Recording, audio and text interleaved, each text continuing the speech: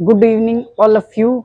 इससे पहले वीडियो में मैंने आपको प्रेजेंट इंडेफिनिट टेंस के बारे में कराया था और आज मैं आपको सिंपल पास्ट टेंस कराने जा रहा हूँ।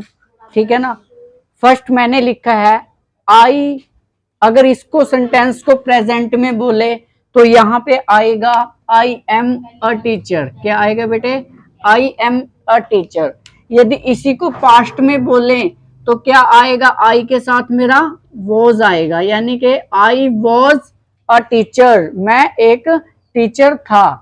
यदि इसी सेंटेंस को बोले मैं एक टीचर नहीं था, वह मेरी चाची नहीं थी, तो मैं कैसे बोलूंगा इस सेंटेंस को? सी वॉज, यानी कि सी के साथ भी मेरा क्या लगता है? Was. She was not my aunt. जैसे मैंने यहाँ पे समझा रखा है आई, ही, सी, इट और एनी नेम, इनके साथ आपको क्या यूज करना है? वॉज का ध्यान रखना है बेटा। इसमें अगर सिंपल पास्ट में अगर बात की जाए हेल्पिंग वर्ब की, तो इसमें हेल्पिंग वर्ब लगती है मेरी वॉज और वर। कौन सी हेल्पिंग वर्ब लगती है? वॉज और वर।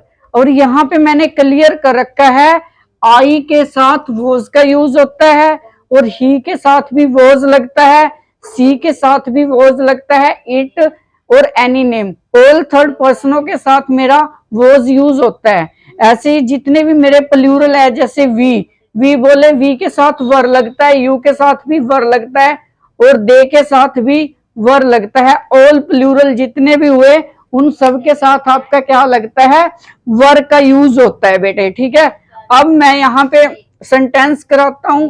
ये मेरा जो था नेगेटिव, कौन से रूल में था? नेगेटिव। इसको मैं एन से डिनोट करता हूं और ये था मेरा पॉजिटिव रूल के अंदर। जैसे मैं कहूं मैं एक टीचर था, तो आई वॉज अ टीचर, वह एक टीचर नहीं था। He was not a teacher. अगर मैं कहूं वह मेरी चाची नहीं थी, सी वॉज नॉट माई आंट। ठीक है। और उसके बाद ये इंटेरोगेटिव में है मेरा, यहाँ पे यू के साथ क्या लगता है? वर। तो यहाँ पे क्या लगाऊंगा मैं? वर। ठीक है बेटे। और उसके बाद मैंने पॉजिटिव रूल लिखा है किसका? सिंपल पास्ट टेंस का पॉजिटिव रूल। सबसे पहले क्या आएगा मेरा? सब्जेक्ट। सब्जेक्ट के बाद वॉज और वर, उसके बाद डायरेक्ट आपको ऑब्जेक्ट का यूज करना है। यदि नाउन के बारे में कुछ कहा जाए वहां पे आपका सिंपल पास्ट टेंस का यूज होता है। सेकंड कंडीशन, यदि नेगेटिव सेंटेंस बनाना है, जैसे यहाँ पे पहले सब्जेक्ट का यूज होगा, फिर वॉज का यूज होगा, फिर वर का यूज होगा, उसके बाद आपका नोट लगेगा और उसके बाद आपका ऑब्जेक्ट का यूज होएगा। थर्ड इंटेरोगेटिव में सबसे पहले आपको क्या लगाना है? वॉज और उसके बाद वर, फिर सब्जेक्ट के बाद आपको तुरंत बाद ऑब्जेक्ट का यूज करना है और लास्ट में आपको क्या लगाना है? Question mark. इसके दो रूल और बन के आते हैं जो मैं लिख देता हूं। जैसे एक यहां पे बनता है रूल, वॉज और वर plus subject plus note plus object, note plus हो जाएगा आपका ऑब्जेक्ट। एक रूल ये बनेगा और एक रूल बनता है WH। क्या बनता है? WH। WH के बाद वॉज और वर प्लस सब्जेक्ट प्लस ऑब्जेक्ट और उसके बाद WH plus was plus were plus subject plus note plus object का यूज होगा। इस तरह इसके मेरे सिंपल पास्ट के कितने रूल बनते हैं?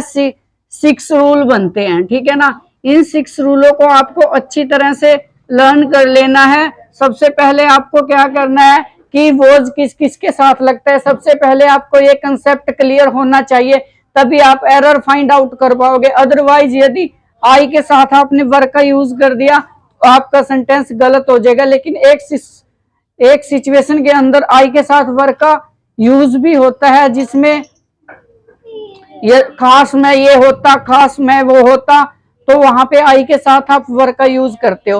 वैसे ही शी, इट और एनी नेम के साथ आप किसका यूज करोगे? वोज का। और वी, यू, दे के साथ इन सब्जेक्टों को ध्यान में रखते ही आपको हेल्पिंग वर्ब वोज वर का यूज करना है, ठीक है ना। इन्हीं से रिलेटिव एरर फाइंड आउट करने होते हैं आपको। Thank you so much. इन क्वेश्चनों की आपको तैयारी करनी है। और यहाँ पे कुछ सेंटेंसेस मैंने और भी लिखे हुए हैं बेटा, मैं भूल गया था। यहाँ पे देखो पीपल्स, यहाँ पे देखो सिंगुलर फॉर्म में आया, प्लूरल फॉर्म में है बेटे। आप कहोगे सर ये प्लूरल फॉर्म में है, पीपल काफी सारे होते हैं, तो यहाँ पे किसका यूज करूंगा मैं? वर का। और आई के साथ मैंने पहले ही बता रखा है किसका यूज लगेगा? वोज का। और उसके बाद यहाँ पे ही के साथ भी मैंने बता रखा है किसका यूज होएगा? वोज का। इस तरह आप इस एक्सरसाइज को कर सकते हो। इसके बाद मैं पास्ट इंडेफिनेट आपको कराऊंगा। Thank you so much.